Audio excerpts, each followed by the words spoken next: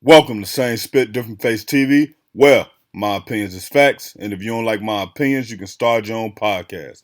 And it's free. So don't forget to spit on the like button, the subscribe button, and the notification. If you clicked on this video to hear about Kanye West's reaction to Drake, Give Me a Hug, I need you to hit the like button now. If you're new to the channel, hit the subscribe button. Now, Spit Squad. Drake and Kanye West, they have a love, hate, love relationship. Now, one thing about Drake is that, Drake just went through this battle with Kendrick Lamar and everybody said he was done for. Everybody said it was over with. Well, Drake has an ace in the hole. What's that ace in the hole? That he's not a rap star, he's a pop star. And what that means is that not only can he come and do rap records, the tough boom bap hidden stuff that he talk his mafioso talk on, but he also can come with those harmonizing love songs that women are gonna support, that women are gonna play, that women are gonna use to caption their song. Women who don't care about the beef that they going through. The only thing the women care about is that, Drake is a billionaire. Drake has his own personal jet. Drake is on the scene. Drake is getting a lot of money. So when they look at him, they not thinking about no beef, and they not thinking about what nothing Kendrick got to say. They thinking about, hey, if I support Drake enough, maybe I'll get next to Drake. And one thing Drake has done with his fan base of women, he put a lot of women in position to win. Women who may not like him anymore, women who may have had little words with him afterwards, women who maybe he sneak dissed on songs, but they understand his importance. So when you're looking at like the strippers and the bartenders, Drake going into the club and he throwing 50,000, 100,000 in the strip club. Drake going to the bar and he tipping the bartender 10,000, 20,000, 50, 30,000, whatever it may be, right? So the people who will listen to this Valentine's Day album, they are on Drake's side and they not going against Drake for anybody because Drake is tied to their livelihood. And think about this too, right? Drake was one of the things that happened a lot in, I'll just say, life culture, right? When a guy who's of high standard, so a guy who got money, maybe a guy who has a high profile job, or maybe a guy who has a lot of clout, right? When he stands next to a woman, he make that woman more popular. He make that woman bigger, right? So if after Drake deals with a woman, everybody else who getting money want to deal with her. Everybody else who trying to play the little petty get back games want to deal with her. Yo, let me fly you out. Let me pay you. Let me take you shopping. He can't do it like I can. I got money over here too. So for the woman, it's a popularity contest and it's a move forward for her. So she don't care. So when we look at Give Me a Hug, it's some great marketing behind this record. And even when you look at his album, he told Melissa Ford that she's a legend from the six and that she sit next to a D-sucker. Now, Melissa Ford, actually, I'm going to do a video on that because Melissa Ford posted that caption at the top of her Instagram, right? And if you don't want to miss me doing a video about that, because that video her doing that has some strong implications that I won't get into in this video. It could go either way, and I doubt Joe Budden will say anything about it, but I'm going to tell y'all why that's strategic and that's a win for Drake in another video. So click the subscribe button so you don't miss that video. Now, Kanye West basically comes out and say, Give Me a Hug is incredible. And Kanye West has not been bigging up Drake, but also at the same time, he have been bigging up Drake, but then he's also said F Drake, maybe within the last week or so, right? So when we looking at this situation, Drake has the #1 record on Apple. So it's #1. Now, what we gonna wait to see is how it fares on Billboard. That's gonna mean more than it being #1 on Apple, in my personal opinion. But another thing that we have to pay attention to when we look at this, and why Kendrick is talking about play the game, but he's playing the game with the people, right? When you look at it, Kendrick just had an Apple interview. Kendrick just had the Apple halftime show performance, but then Drake ends up with the Apple #1 record. And who wins in all of this? Lucius Graham.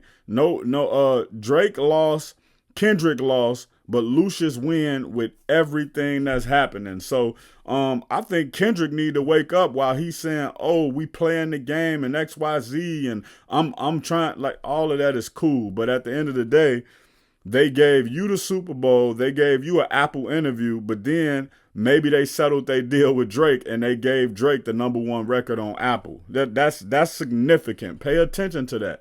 They gave Drake the #1 record on Apple right after him and Kendrick Lamar been beefing back and forth trying to take each other head off. Another thing we got to pay attention to is Drake earns the biggest streaming day for a rapper on Spotify in 2025 with 92.4 million streams as a lead artist on February 14. He surpasses Kendrick Lamar record of 92.3 million February 12th. So, I mean, I don't need any more proof to show that this is one of the dumbest beefs they ever been into. I don't think Kendrick Lamar won. I think that they want to give him the perception that he won. And what ends up happening is that the culture. So I was working with a guy on an internship back in like 2018, and he's a guy in music. He do a lot of stuff in music, right? I'm talking about major music, and we were actually coming back from like eating dinner or something like that, and I ended up telling the guy, I said, well, white artists bring the money, but black artists bring the culture. And he was like, huh, I never heard that. He was like, what you mean by that? I was like, well, when a black artist get with a white artist, they're going to start making more money because the white executives see value in them. I said, but when a white artist get with a black artist, they're going to be more broad and you're going to start seeing them more places in their clout gonna go up because they look like the cool white person who can hang with the black person from the hood. So when we look at this Kendrick Lamar and Drake situation, we gotta understand all the games that's being played. Now, another thing I'll tell y'all, I hold Drake less accountable for this situation than Kendrick Lamar. The reason why I hold him less accountable is because Drake has showed us time and time again. He going for the biggest bag. He not looking to be independent. He not looking to go against the grain. He looking to stay within the thing. He looking to stay on top of the Mount Rushmore. He looking to be the biggest artist for 30 years and running. Like he's looking to do things to position himself to be bigger than other artists. Now, when we look at Kendrick Lamar is the one who's telling us, I'm anti-industry, I'm pro-black, I'm not doing this, I won't do that, I can't be played, I'm not a puppet.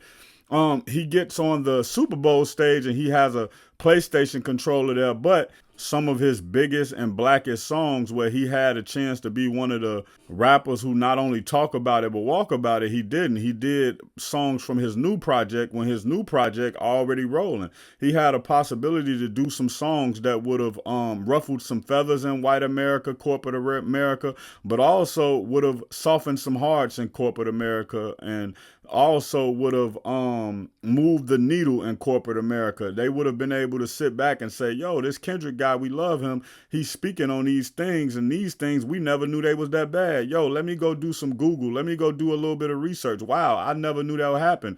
But he got on the biggest stage and chose to commercialize himself. So when I look at Drake and Kendrick Lamar, I don't look at them any different. The only difference to me is Drake has always been consistent in who he is, and Kendrick Lamar has always said one thing but did a other once the light is on him. And the last thing I'll say, it's easy for a person to say, oh, I wouldn't jump off a bridge for $1 million until they're offered $1 million to jump off a bridge. Check out my original Chicago hood movie in the end screen, No Time to Play Fair. If you into sneakers, you a sneakerhead, you love seeing the new Jordans, Pumas, whatever it may be, subscribe to Kicking It with Fairplay 2333. If you're trying to follow me on my basketball journey, my weightlifting and fitness journey, and also be inspired to get back on your fitness journey, subscribe to Fairplay, Flex, and Fadeaway.